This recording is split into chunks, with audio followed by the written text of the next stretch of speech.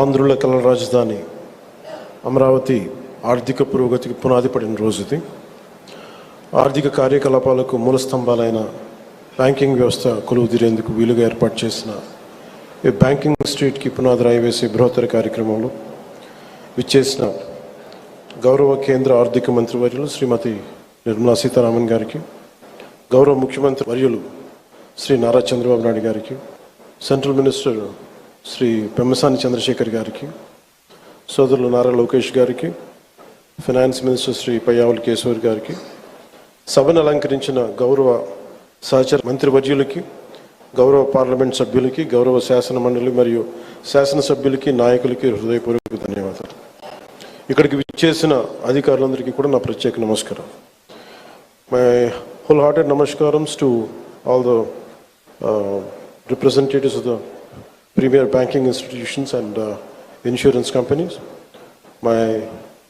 On behalf of people of AP and our government, our heartfelt welcome and namaskars to you all. రాష్ట్ర పురోగతి కోసం వేస్తున్న ప్రతి అడుగులో గౌరవ ప్రధాని శ్రీ నరేంద్ర మోదీ గారి నాయకత్వంలోని కేంద్ర ప్రభుత్వం అందిస్తున్న తోడ్పాటు మరువలేనిది. ముఖ్యంగా ప్రత్యేకించి అమరావతి అభివృద్ధికి వారు అందిస్తున్న ప్రోత్సాహం మేము గుండెలో పెట్టుకుంటాం. ఈ రోజున అమరావతి అభివృద్ధి ప్రాజెక్టులు సాగుతున్నాయి అంటే అది నారా చంద్రబాబు గారి నాయకత్వంలోని ఈ ప్రభుత్వం సంకల్ప బలం, మోదీ గారి కేంద్ర ప్రభుత్వ సహకారం.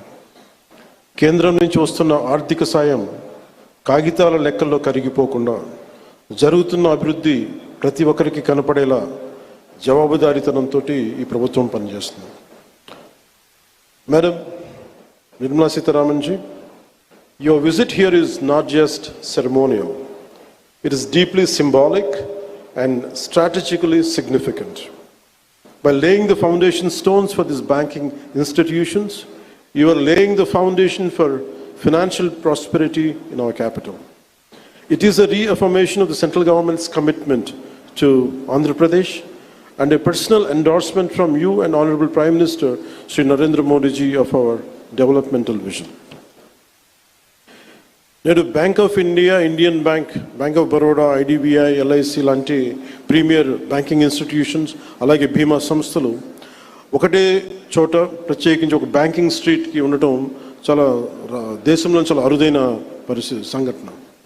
అలాంటి దానికి పునాది వేసిన బ్యాంకింగ్ స్ట్రీట్ అమరావతి నగరానికి ఆర్థిక శక్తినిచ్చే అతిపెద్ద అడుగు. ప్రధాన బ్యాంకుల కార్యాలయాలు, ఆర్థిక సంస్థలు ఒకటే చోట ఉండటం వల్ల ఆర్థిక కార్యకలాపాలు, వ్యాపార లావాదేవీలు చాలా వేగంగా పుంజుకుంటాయి. పెట్టుబడిదారుల విశ్వాసం పెరుగుతుంది. ఆ విశ్వాసం అమరావతిని ఆర్థిక కేంద్రంగా నిలబెడుతుంది. దీనికోసం 1300 కోట్ల పైగా పెట్టుబడి, 6500 మందికి జీవనోపాధి ఎంప్లాయ్మెంట్ దొరుకుతుంది. అలాగే మాట కట్టుబడి ముఖ్యంగా అమరావతి రైతాంగం 34,915 ఎకరాల భూములు రాష్ట్ర భవిష్యత్తు కోసం ఇచ్చిన రైతుల నమ్మకమే మన రాజధాని నగరానికి ఈ పునాది. నేడు పునాది వేసింది కేవలం భవనాలకు కాదు, ఆంధ్రప్రదేశ్ భవిష్యత్తుకు పడిన పునాది. ఇది అమరావతికి ఆర్థిక కేంద్రం, విద్యా కేంద్రం, ఒక పరిశోధనా కేంద్రం, ఒక మంచి పరిపాలనా కేంద్రంగా ఎదగడానికి నేటి పునాది బలం చేకూరుస్తుంది. ఈ క్రమంలో కేంద్రం నుంచి అందుతున్న సహకారానికి నిర్మలా సీతారామన్ గారు ప్రత్యేకంగా ధన్యవాదాలు తెలుపుకున్నాం. ఒకసారి ఆంధ్రప్రదేశ్ ప్రజలందరూ కూడా ఎన్డీఏ ప్రభుత్వం ఏర్పాటు తర్వాత మనకి గౌరవ ప్రధానమంత్రి మోడీ గారు అందించిన సహకారం, ఆయన నాయకత్వంలో ప్రత్యేకించి ఆంధ్రప్రదేశ్కి వైజాగ్లో మీరు పెట్టుబడులు దాదాపు జనవరిలో 2 లక్షల కోట్లు పెట్టుబడికి ఆ రోజు ముందుకు తీసుకెళ్లారు. 7.5 లక్షల ఉపాధి అవకాశాలు, 2 లక్షల కోట్లు. అలాగే అమరావతి పునర్నిర్మాణానికి మే నెలలో 1,07,000 కోట్లు, కొన్ని వేల మందికి ఉపాధి అవకాశాలు.